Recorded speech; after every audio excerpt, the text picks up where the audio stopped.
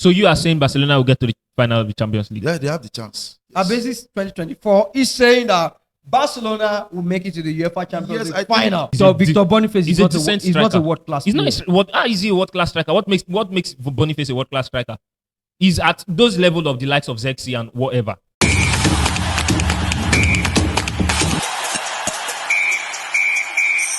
Hello, wonderful guys. Welcome to a brand new episode of the podcast, Football or Nothing. On this podcast, it is strictly football or nothing else. The Champions League football is back with the banger, a new format, and a lot of goals were scored as well. Real Madrid got to a flying start at the Champions League campaign.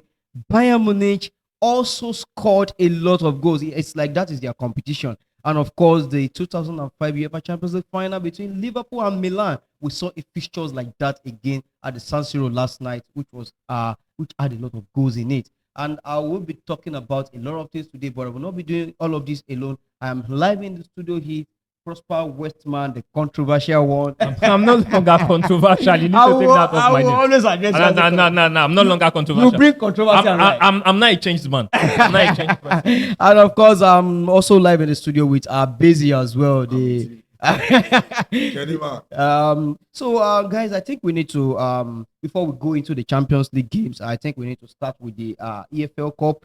Manchester United, their fans have been expecting a lot of wonderful performances from them since the season started. Would you say that was a convincing victory? 7-0 demolition of Barnsley. Prosper Westman. Is that a start of a new team for Marcus Rashford, because he got a goal against Southampton and he got himself a brace last night against Barnsley. Prosper Westman, let me start with you. Do you think this is a start of a good team for Marcus Rashford in the United States this season? For the course of Rashford, I've always been of that opinion that his major issue has been confidence. When you see Rashford, you see a player who is low on confidence, who look lost most times. And from his performance, even prior to the Southampton game, his performance against Liverpool, you could see the guy getting back his mojo. I don't know if you get me. He's getting back his mojo. For the case of Rashford, how far he can go this season is about his mentality. It's just about his mentality. And I can't say he has really hit the ground running, because that was a Southampton team that has not won a match this season. And then against the Barnsley team who are in the League One. So, but from the player I saw from Liverpool game, I'm seeing a player filled with confidence and life. So do you think a resurgent Marcus Rashford can push Manchester United into the top 4 this season and probably maybe get a trophy? Busy. Well, for me, Marcus Rashford, his performance against Barnsley last night is not something to be excited about, as regards to the level of the team in which Barnsley are.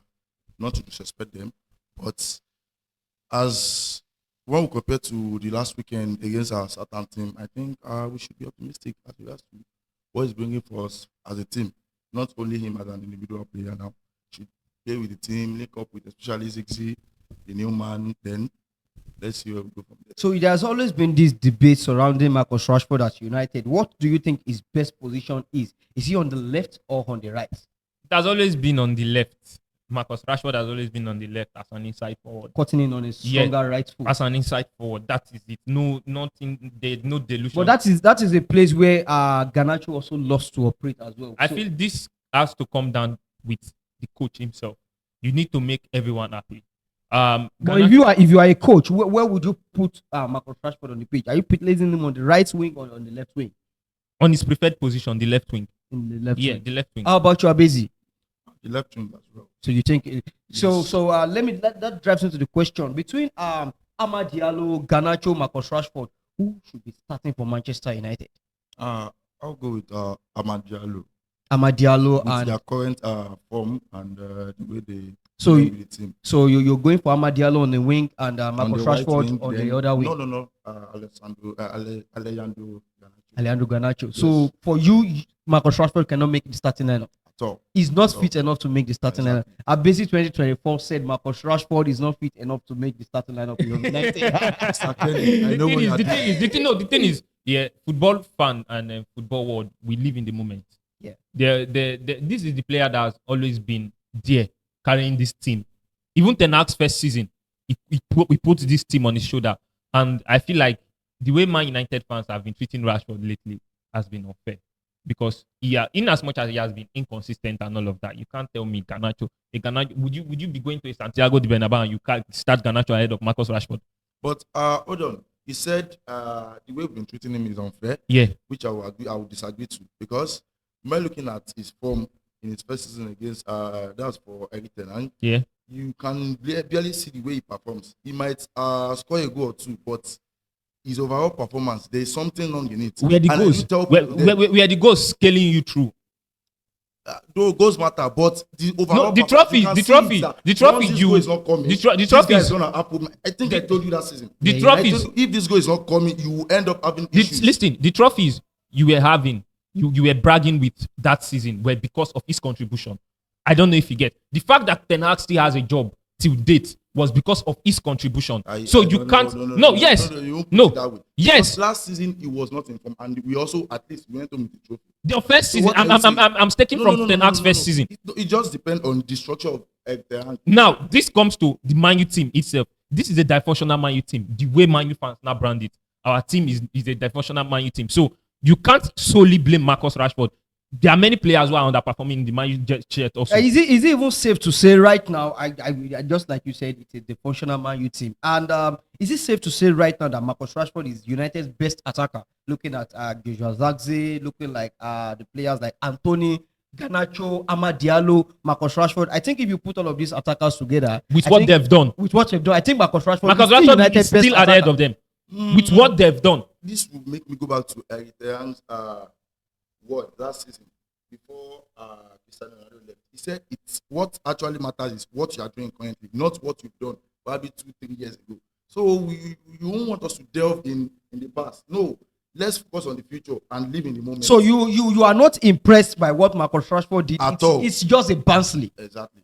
So in your words, it's not something we should be happy about. So you are expecting more from him in bigger games. Not only him now overall from the team, but him as a player. We knew him as the leader of the team. He's one of the leaders in Bruno and some other players in the team. So he should give more than he's giving currently. He should give more. Well, we'll speak about him later. And I think we need to go into another team that, to me right now, it's a dysfunctional team. And I think they are relying so much on individual brilliance right now, the Real Madrid. They have assembled, do I call it Galacticos B? The Avengers. The Avengers. you have a certain Kylian Mbappe, you have Rodrigo, Vini, Jude Bellingham. All of these guys are in your ranks, but they still struggled against Stuttgart. The first half was a shambolic display by the Los Blancos. It was a shambolic display. Stuttgart came into Santiago Bernabeu as the underdog, but the German Heartbeat didn't play like they were underdogs at all. Madrid were dominated in the first half. You see, football is such a very curious sport where you don't always get what you deserve. Because judging by the performance Stuttgart, not just the first half, is a large portion of the second half also. I don't know if you get. Judging by their performance, they should have gotten away with something. But then again, it's Madrid. I don't know how. I can't. There's no word. Is it sustainable? Relying so much on individual brilliance. You know, at the first half, it was Etiba Courtois that was the hero. Yeah. He kept on saving them. So is that sustainable enough? Or it's just Real Madrid? They will do their thing? No, I don't think it's sustainable. Because we should just look at the larger picture as a whole in that Real Madrid team. And I don't know why people are not even putting it into discussion. A player of Toni Kroos caliber left the team and there was no proper replacement for him. So those are one of the issues they are facing currently. Look at the way Stuttgart were playing them from the middle of the park. You should know there is more problem than having star-studded attack with the likes of Football is about balance and dynamics. You need to get the right balance, the right dynamics to flourish properly as a team. There is this thing a friend of mine do say, you don't assemble the best players, you assemble the best team. I don't know if you get this compliment this, that compliment this. Like he said, if you watch the game, their midfield was entirely outrun.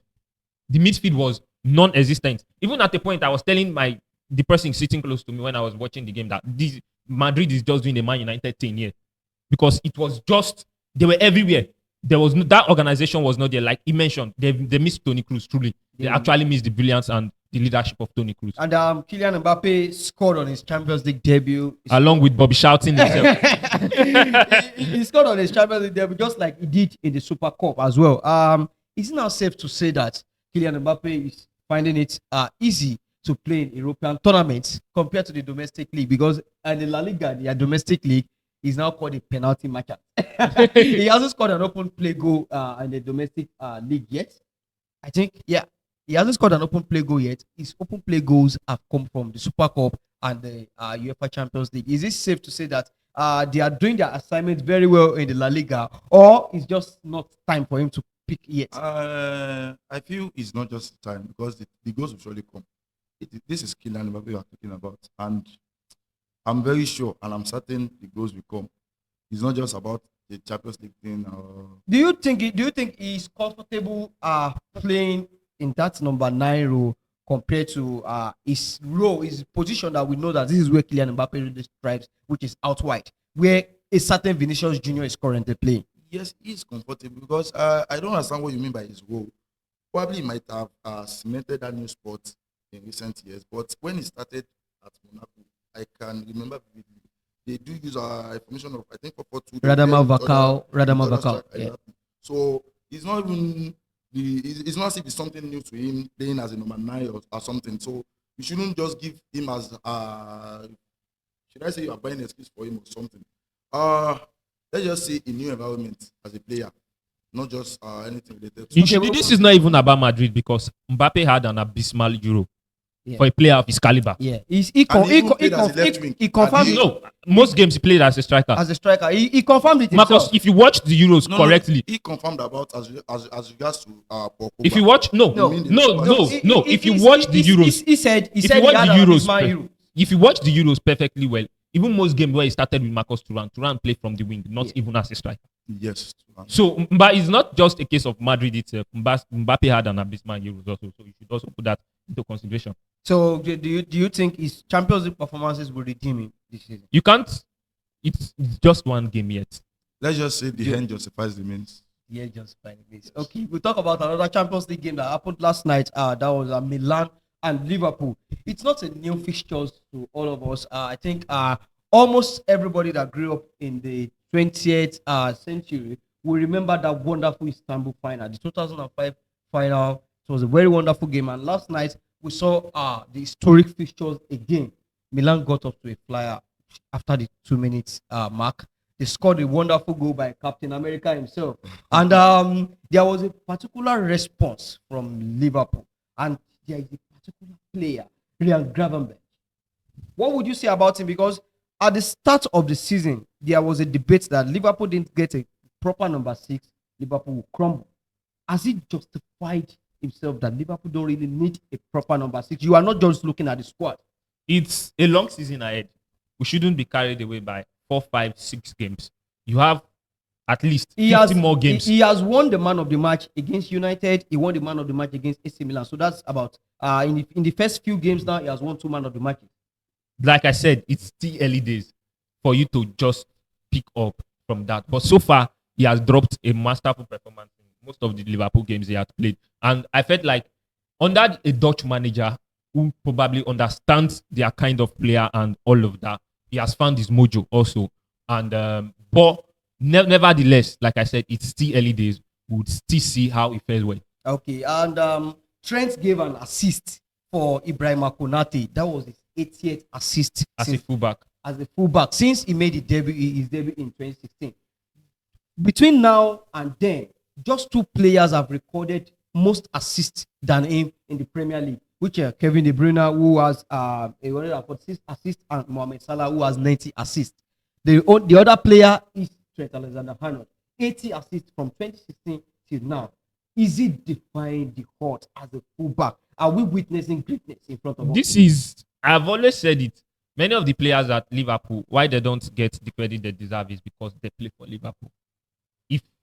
If what Trent is doing, he was doing it at a team like Madrid or even Barcelona or whatever. Or Manchester United. You would get a whole lot of conversations. Very, very, very funny conversations. It shouldn't be. But what we are watching right in front of us, not just Trent Alexander-Arnold, Virgil van Dijk, Mo Salah, Arnold himself, Alisson Becker. This is greatness. These are Right world-class in front players. of us. Not just world class. Trent is generational.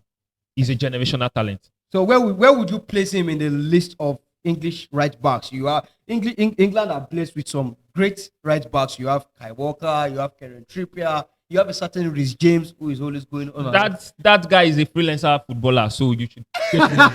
He's a freelancer footballer. Rhys James is a freelancer footballer, so you should get it. I don't want Bissaka is also there as well. So where would you place Trent? Has Wan-Bissaka ever capped for the English national team? So he's not even. You can say Nathan Klein. Klein. I think Klein capped for them a few years ago. Yeah, Nathan Klein. Your legends and all of that. But for me, is when I have an agenda against Walker, basically, not even an agenda, something that is actually clear and factual. But like I do tell people, team achievement and success covers a lot. I don't know if you get me.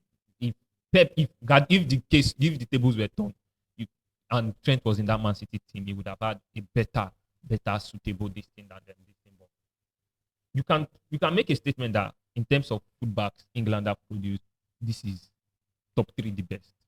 Top 3.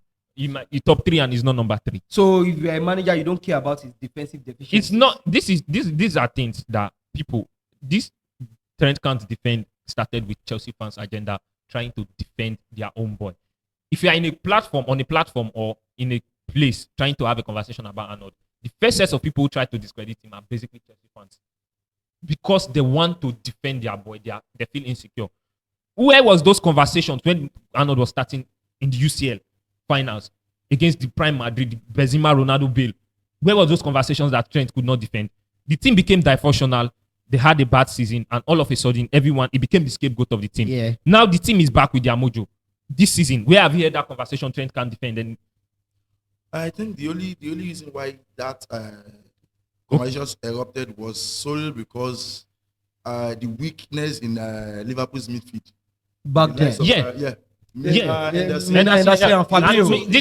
if it's not even. Now, did you know the funny thing? When it comes to defending, Do you know the funny those thing? issues were there, but I think The system. the system is trying to mask its weakness. And do you know the funny thing? Do you know the funny thing? So just like telling me, Arnold at that Man City's team, they had I think Liverpool uses their fullback as their creator. On that club. Yeah. So you can't say the same for Manchester City. Pep would have utilized him properly. We have the likes of KDB. We saw Pep do something nice about Joao Cancelo. A certain Joao Cancelo is someone who has defensive deficiencies as well. That was where I was going to. Many generational talented fullback. Yeah. Even Marcelo himself is not all that defensively. If you watch the Brazil versus Germany 7-0, go just sit down with your popcorn and your chilled Coca-Cola. Just watch Marcelo.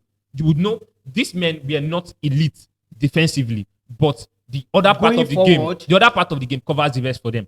The Pep used the Cancelo is not great defensively. Cancelo is not the best of the best defensively. In fact, it was the reason why Real Madrid came back. They did that came back where Rodrigo scored 2 goals. It was Cancelo that I think carried the guy into an onside position.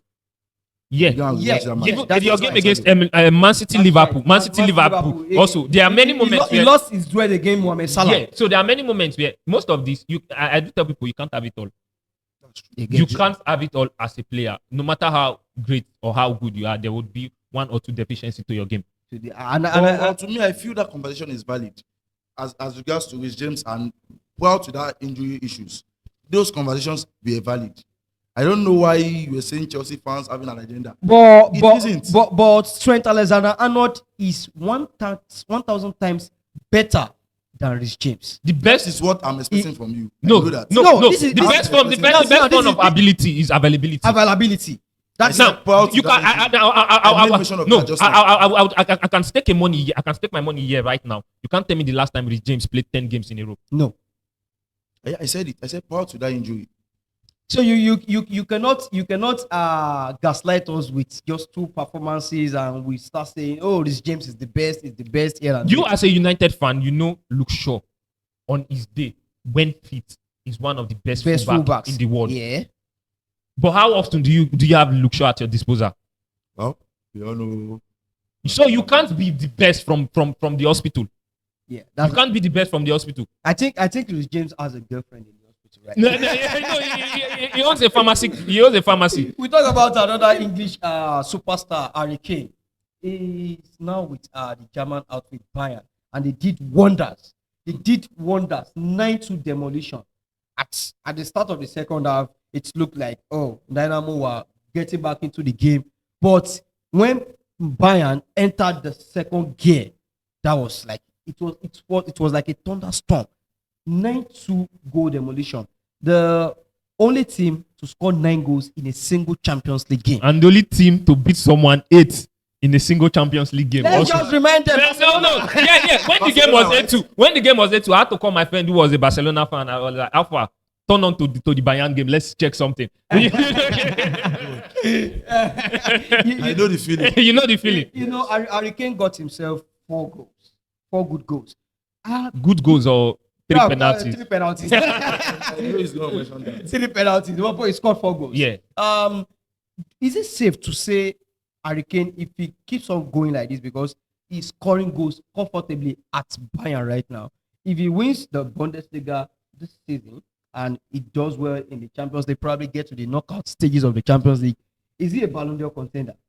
He has always. The thing is, we've been spoiled by the performances of Messi and Ronaldo. Because looking at his numbers over the years, he has always been putting up number for a Ballon d'Or contender. But team factor and not achieving at the end of the day is just, at the end of the day, what you go home with is what matters. But as a striker, in terms of his ability, if you can get Bayern over the line with the league and then they do so well in the Champions League and the DFA Pokal, he should be there. He can win the Ballon d'Or. You'll be happy if Harry Kane wins the Ballon d'Or. Yeah, if Vincent Kompany, would you say is Kompany doing the magic right now at Bayern, or is just a certain Bayern doing their thing? Would you credit that their dominance in the game to Vincent Kompany, or is just a normal Bayern thing? For me, I think I will credit Vincent Kompany, because while we look at his season at Barnley, you can see that identity is there, but the players to execute those instructions, those are the things missing out. But a team like Bayern Munich, implementing his style won't be a problem for him. So I think while looking at the games over I think for the past few weeks now, you can see But I want you to remember that Bayern has always been scoring goals, heavy goals, irrespective of the manager in the dugout. Every manager that coached Bayern, you always have one game that you have heavy goals scored. Thomas Tuchel experienced it, Hansi Flick experienced it, the great Pep experienced it. All of these great managers at Bayern. So don't you think it's just a normal tradition at Bayern that let's just keep scoring? This is not a normal thing, because if you look at Bayern Munich last season, you can see some. I think the relegation threatening team. At least they won 3-2. I've forgotten the name of that team. They won 3-2. The attitude they might be leading 2-0, come back 2-2 at the end of the day. You can't compare it with that of last season. So you are crediting Vincent Kompany for that. I will. So where would you put him among the in the rank of all these young managers? We have a lot of young managers doing so well right now. Where would you put Vincent Kompany? Top 3? No. We can't. I can't rate him now because the season just started. Where would you put him? Let me say, I can't rate him now. To be fair. Where would you put Vincent Kompany? You should be outside top 10. Outside the top 10? Yeah. Of all the young managers? Yeah. Should be outside the top 10, and that's it. So you're not freaked by what he's doing here? I am, but you need to understand that this is a Bayern Munich. This is Bayern Munich, the star-studded Bayern Munich. Even you yourself, you can go there and become a great manager. No. If anyone from Germany is watching this right now, you can recommend me. Yeah, I'm being sarcastic, but this is good Bayern Munich. Yeah, and if you're comparing him with the likes of young manager, you need to understand that the likes of Xabi Alonso, Ruben Amorim, these are young managers. The one at Brighton, Xabi Hernandez, these are young managers. I don't know if you get. And it's time as volley. Also, although we saw the identity, we saw what you wanted to do, but the tools were not there to implement what you wanted to do. So at the end of the day, yeah, the game is about results, and you never got that result at Barnley. So let's see what he can do with Bayern. Yeah, Nagelsmann is also a young manager as well. But same was said for Alonso in his first season. Alonso in his first season came in and made an instant impact. I think he took them from a relegation threatening zone to a safer position. So you can't just. Okay, so if we are speaking about those managers with impact, there's a certain Thiago Motta at Juventus right now. If you look at Juventus last season and look at them this season, they are a completely changed team. It takes balls for you to come into a team and open the door for all those key members, or let me say the elders in the team, the likes of Chesney, Federico Chiesa, the likes of Andre Rabiot. Adrien Rabiot, all of these guys were shown the door and he assembled his own team. And right now, they have not been getting all of those wins, but if you look at their game, you still understand that they know what they want to do, and they got a 3-1 victory against the Dutch champions, PSV Eindhoven. Do you think Thiago Motta is the most ruthless manager out there? If you ask me, I would say yes, because I like a manager that knows what he wants from his team. Immediately, he assumed the duty of Juventus manager. He informed the board, I need this set of players, and these players, I don't need them. Let them find a new club. And immediately you can see it. As a player, if you don't know this manager is not interested in me, what do you expect? You can't stay. That is even what I was expecting of Thiago when he assumed Man United coach, but no, he never did that. But if you look at Enzo Maresca, he did exactly the same thing, which I love about him. He's one of it, if you ask me. But don't you think that in as much as that is so effective, don't you think there may be downside to it? Because at a point in your dressing room, you need leaders. And all of these boys are young. Don't you think they might miss those leaders in the dressing room? Not really. I've always been a big fan of Thiago Motta's team, right from his Bologna days, due to his 2-7-2 system, which he initiated. But the current Juve side still has leaders. You have the likes of Locatelli. Locatelli is still in the team. You look at how beautiful he now plays. Thank God for Allegri is gone. Allegri is gone. Like, that guy was an haram. You have the likes of Locatelli. You have Dusan Vlahovic. You have the Brazilian centre back Danilo, and all of that. So there are still leaders in the team. And this, I feel like this thing is about communication and how you communicate it to the team. This is what I want. This is who I am. This is my identity. I don't see you fitting into this. I don't see you fitting into that. It's an honest conversation. I don't know if you get. If you're not cool with it, you can go. I don't know if you. But don't you think that will put pressure on Thiago Motta? Because right now the team has done what he wants to. I said something. Not on this podcast. Okay, I said the whole football world is watching Thiago Motta. They are just there waiting for him to fail so they can pounce on him. But this thing will take time because I've seen him from the onset. This thing will take time. But we live in a football world where nobody cares what you've done before. It's about now. And so far, they've been impressive. The Champions League game was the first time they have considered this season. So it says a lot about how. As regards to the leaders in the team, though leaders is needed in a team, but you can't say those leaders should be 30, 31, 32. No. Because I want to cite a team of Ajax a few years ago, around 2017, 18, especially the one the young leaded to the semi-final, the Champions League semi-final. Exactly, against Madrid and the likes. Yeah. You can say, I think the highest in that team is 24, which is this, what's his name? This man with Klassen, yeah. So you can tell those guys did exactly when they stick to the manager's plan. So let's talk about an English outfit, Aston Villa. They came back into the UEFA Champions. That's their debut. That's the first time they're playing the UEFA Champions League game. I know some people will want to come for my head for this, but the last time they won the UEFA Champions League game, it was called the European Cup back then in 1982 when they won it. Since then, since 1990, it has been changed to UEFA Champions League, and they have never played in that competition since then. So last night against Young Boys, that was when they made their UEFA Champions League debut, and they did it in style. And funny enough, football is scripted sometimes. Football is about destiny. There was a destiny that played yesterday for Yuri Tillemans. He scored on Aston Villa's debut in the UEFA Champions League. That's the second goal he's scoring in the UCL in his career. The first goal came at Monaco on his Champions League debut. So he scored on his Champions League debut and he scored on his Aston Villa team Champions League debut. So let me say he's good at scoring debut goals. What's your realistic expectation for Aston Villa this season in the UEFA Champions League? To get to the playoff. To get to the playoff, yeah. To get to the playoff. So you don't think they will finish the top 8? No. They don't have that capacity. This is the UEFA Champions League, for crying out loud. And with this new system and format, if they see the playoff, they should be happy. They should be happy. Yeah. So do you think that they have the squad to go further in this UCL campaign if they make it out to the knockout stages? Do you think they have the right squad to advance into the knockout phase? Well, I feel they can do something, but currently they are making haywire the sunshine. It's all about scoring goals now because each goal you score now in this new format matters.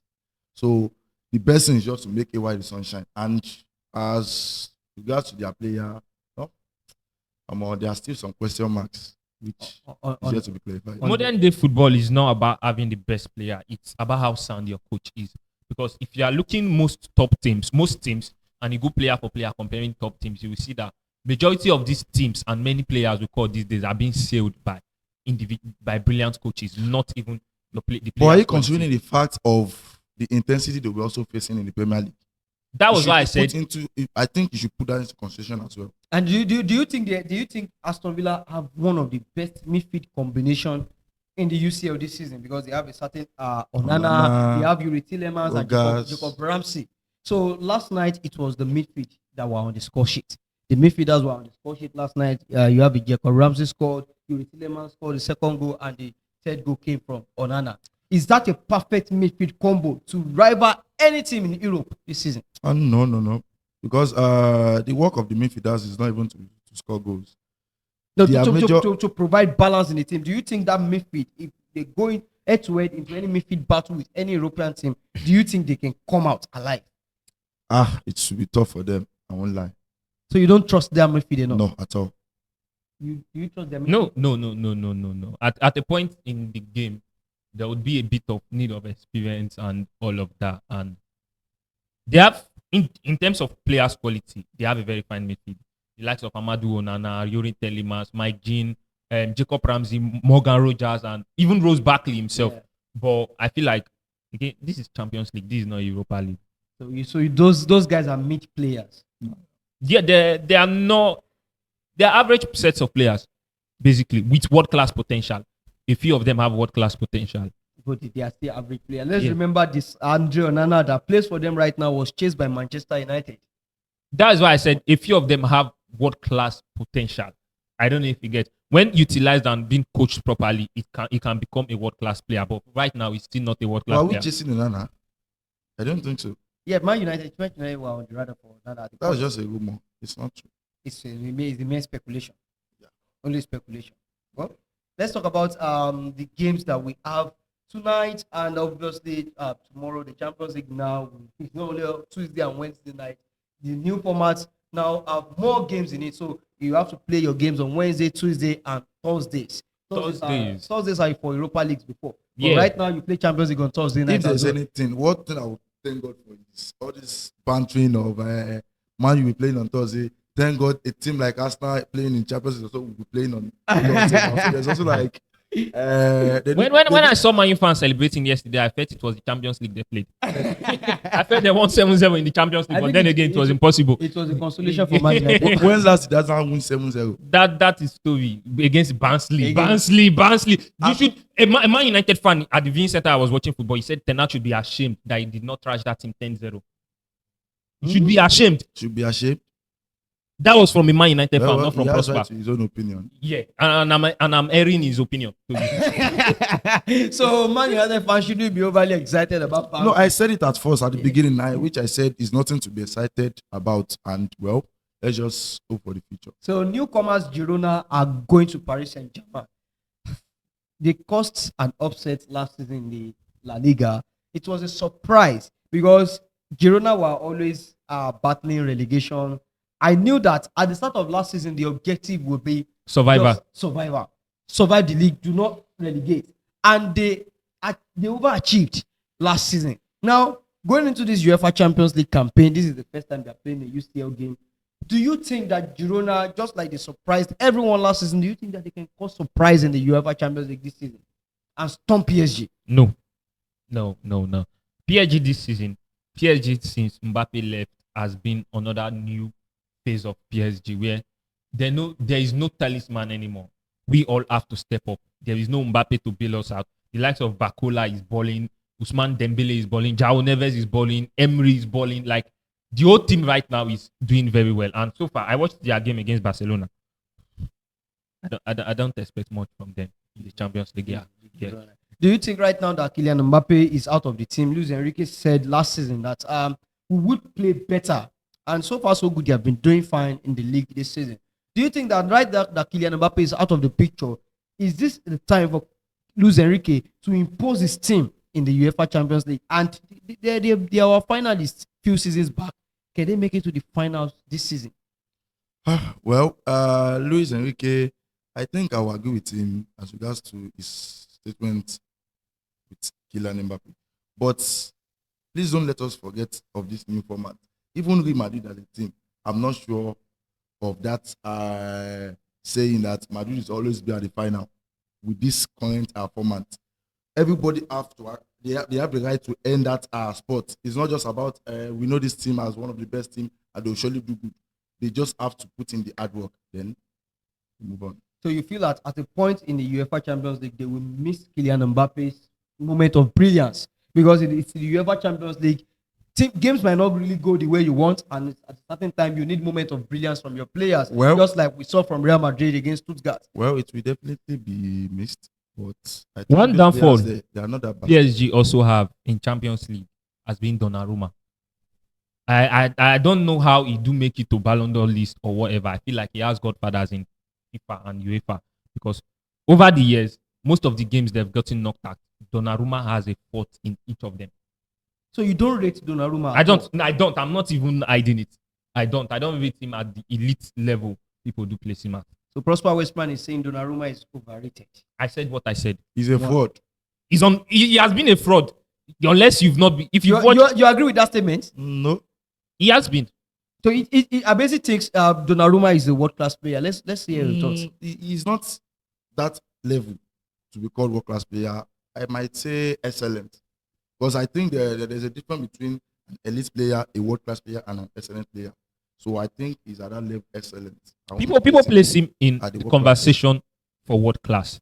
Now, the thing you should get is the fact you are overrated doesn't mean you are terrible. I don't know if you get it. It basically means you are getting more credit than you deserve. And Donnarumma is that guy. Most times I watch their games and I'm like, bro, you should be doing better for the kind of accolades and whatever they pitch to your name. Okay. So if we are talking about Girona, who are Champions League debutants, there is a manager who is also a Champions League debutant as a manager, Xabi Alonso.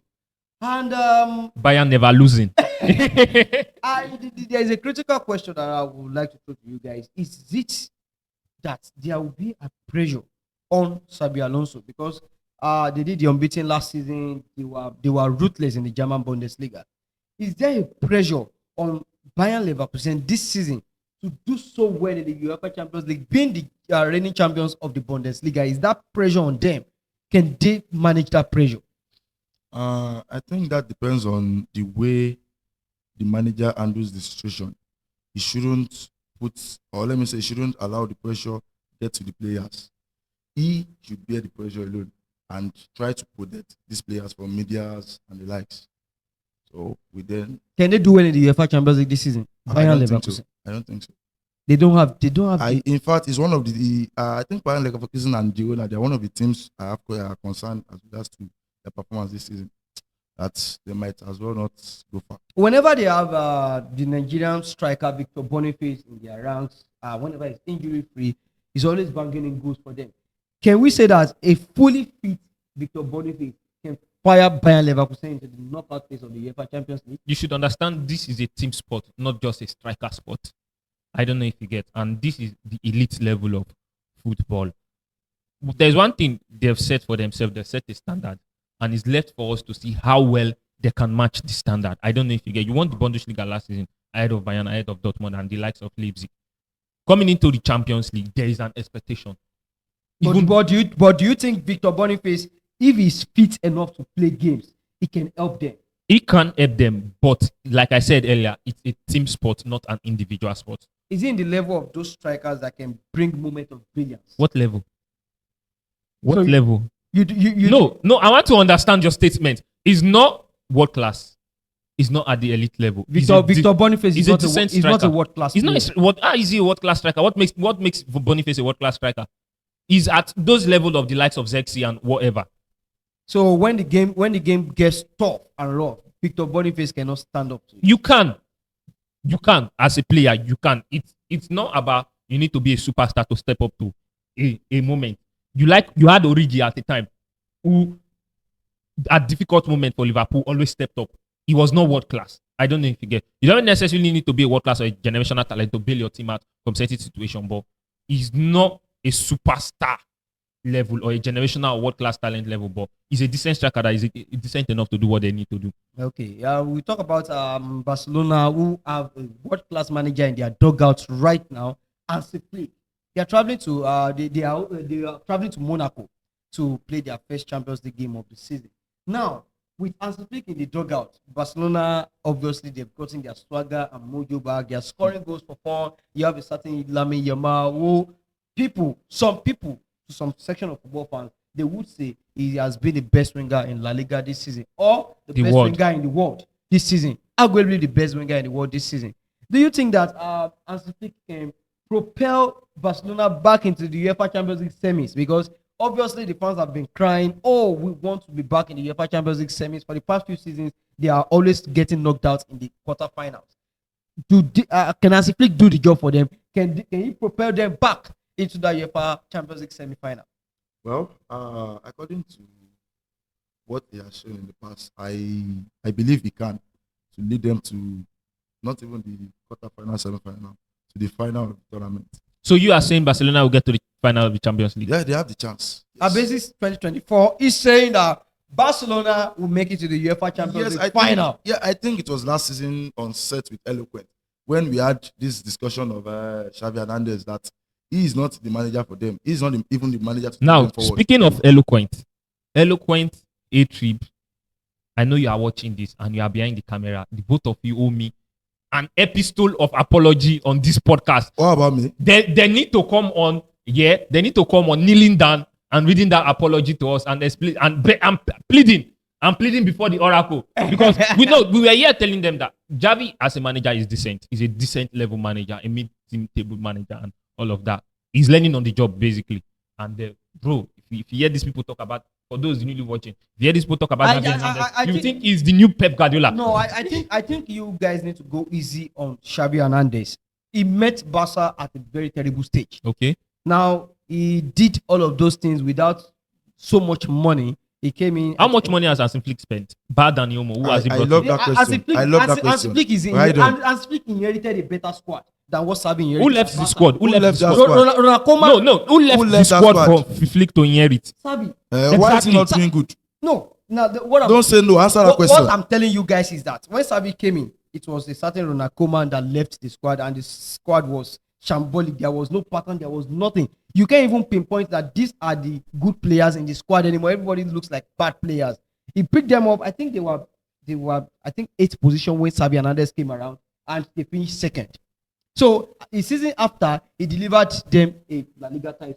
Okay. So I don't think, in as much as everybody's enjoying as a Flick right now, I think I want to ask you a question. Where did Barcelona finish last season? They finished 2nd. Second. This was the squad Flick inherited. Now look at Flick's game this season and look at that of Xavi Hernandez. He was even saying they don't have a good player. This same Rafael that people were calling finished. I remember. This same player. You should know. This new manager. Lewandowski, who A-Trib wanted to be sold out on this podcast. He had an agenda on Lewandowski, and you think Lewandowski was a sort of Darwin Núñez or a Nicolas Jackson. If you remember that Xavi Hernandez inherited the squad filled with likes of Oscar Mingueza, who now plays for Celta Vigo. You can pinpoint some La Masia graduates in the squad that were not ready for the big. The question is not when he took over. Towards the twilight of his career, which is the squad Hansi Flick inherited, what did he do with the squad Flick is currently using? I think towards the twilight of his career, I think injuries to key players, I think messed him up towards the twilight of his. Then you made mention of having La Masias and the likes. The first game Hansi Flick managed as the first competitive game against forgotten the. He had a pivot of La Masia product. I think he had 17 years of, I think, 3 players below the age of 18. Yeah. Yeah, 2 midfielder, I think, and Pau Lemmy Yaman. Kubasi was there. So what's the excuse? You have no excuse for Xavi Hernandez. So Xavi is a bad manager. No, he's not that guy. He's not that guy. He's not him. No, A He's man- not HIM. I've been saying So- this, but one thing is just that eloquence is always triggered whenever I made mention of this name. I don't know why. So for a manager who took them from doom back to the La Liga champions, back to being La Liga champions, you will say that manager is a bad manager, or is just a victim of circumstance. No. This is what you should ask yourself. What is the quality of La Liga that season he won the league? How is Madrid performing in the league? Not even only against Barcelona now. The whole La Liga team as a whole. It's quite obvious, just the way they won it under Zidane, in which they focused more on winning the Champions League. You can see it, it's evident.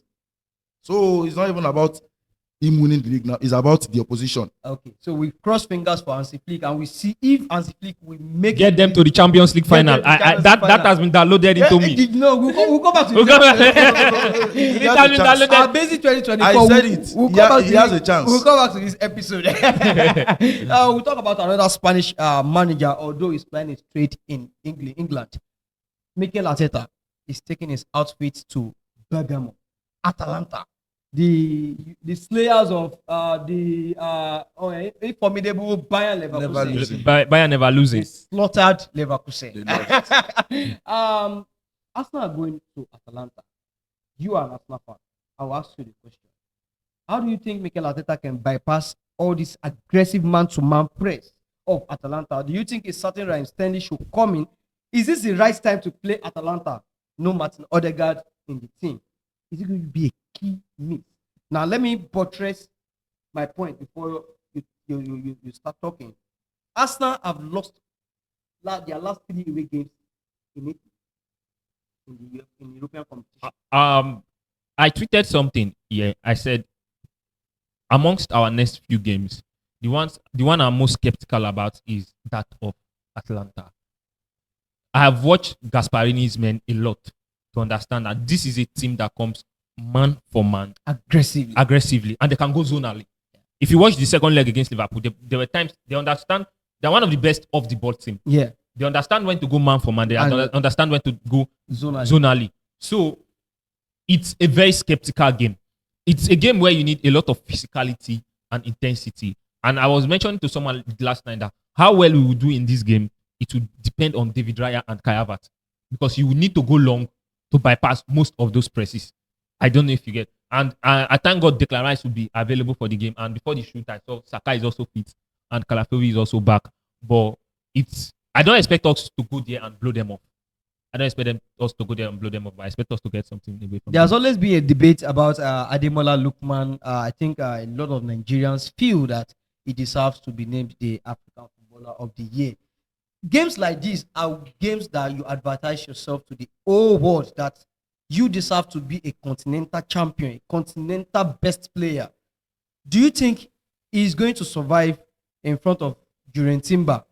We saw what he did in the North London derby. I'm talking about Jurgen Timber right now. He's a physical monster. What do you think about the duel between Ademola Lookman and Jurgen Timber? For me, I trust Ademola Lookman to be able to. It's going to cause Timber headaches. Exactly, that's just it. There's no way back. Thinking probably is going. Though he might have a bad game, you never can tell. But as regards to the African best player discussion, I think it's all about what this man has offered throughout last season. Not just today, probably this coming fixture that will determine probably if he's. I think he's fit to win the Afghan. Because on social media, the guy that people are bringing into the debate with Ademola Lookman is a certain Brahim Diaz, who is now injured. I think now is at this time for Ademola Lookman to just keep putting in those wonderful injured? performances. Brahim is injured. Brahim Diaz is now injured. Even when fit, is he starting? That is the question you should be asking. He's not starting. So what are we talking about? So you think the debate is just a first social media debate? No. You know, they should know that is surely false. So Ademola Lookman to you deserves the African Footballer of the Year. 100%. The most Arsenal thing ever is Ademola Lookman getting a brace on an hat-trick. That is the most Arsenal thing ever. I know my team and I know how funny we can be. So I expect him to put up a decent show, but if we come for the game, he would be nowhere to be found. He would be Well, nowhere I to be feel found. Ashwa should earn a draw from that game. Okay. So we talk about Atletico Madrid and Leipzig. They have a new look attack. Charlotte, Antonio Griezmann. They spent a whole lot of money bringing Julian Alvarez from Manchester City to Madrid. Who I believe does not worth 95 million, but let's continue. That's That is a conversation. Uncomfortable conversation. We don't want to go there. Do you think that with that new look attack, Diego Simeone is not new to the Champions League, and in 2014 and 2016 he was the Champions League finalist.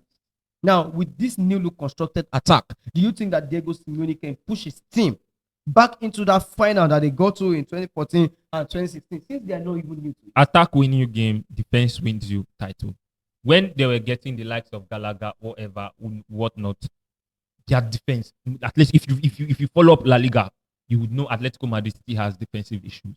I think they brought in just Elio Mande, and that was all. Their defense is, if anything for them to go fight, it will rely heavily on their defense, and I don't trust that. But Diego Simeone is a pragmatic manager, just like he said, they have defensive deficiency. He's a pragmatic manager who can sit back for 89 minutes of a game and still hit you on transitions and all of that. Do you think his pragmatism can save his team from this defensive deficiency that Prosper said? Yeah, I think he should be able to get results from that pragmatic football style. It can be better. Because this is not the first time he's doing that. And we know what he's capable of as a manager. So where do you see them finishing this UCL? Probably Final also. No, the knockout. I would say the knockout. Oh, it's The okay. knockout. Oh, okay. Score prediction for Atletico de Madrid and Leipzig. It would be a 2-1 Atletico Madrid win. 2-1 Atletico Madrid. So who's at home? Atletico de Madrid. Wanda Metropolitano is the stage. I think 3-1 because this Champions League we should be expecting goals galore. So 3-1 Leipzig. Arsenal, Atalanta. Arsenal slim victory 1-0. 1-0. You? 2-2. 2-2. Yes. Wow, that's a big one. Let's talk about Barcelona and Girona and Monaco. What's the score prediction for that? That should be 4-1, 5-1. 4-1, 5-1. So you are just fully confident that Barcelona will concede a goal. They will get to the final. The score prediction for Barcelona, Monaco. I smiled because that was the exact thing I was thinking. 4-1. 4-1. Yes. Okay, so how about Bayer Leverkusen and Feyenoord? Let me say 3-2 3-2 in favor of Leverkusen. in favor of Leverkusen. I expect a slim victory for Bayern Leverkusen. It's slim victory. A slim victory. But you don't have I don't have a particular scoreline, but I just expect them to nick it. Okay, what about PSG and Girona, the new boys? If they are not careful, it should be 3-0, 4-0. 3-0, 4-0. Okay, this has been a very wonderful episode. I really enjoyed my time with you guys. If you have been watching us on YouTube, kindly click the subscribe button to subscribe to the page right now. Tap the bell notification icon so that you'll be notified when we drop an episode of the podcast or when we drop something intriguing on the brand page as well. If you are in transit, you need to put on your headset. You can listen to us on Spotify. Download your Spotify, search for Football or Nothing on Spotify, and you can listen to us on the go as well. Make sure you share this video to your friends, drop a comment, like this video. Thank you all for your support. Thank you, Prosper Westman, for being on the show today. And, It's nice having you there. there. Basic for being on the show as well. Till see you guys on the next episode of Football or Nothing, I remain your favorite host, Kenny. Until we see you on the next episode, you guys should stay very cool.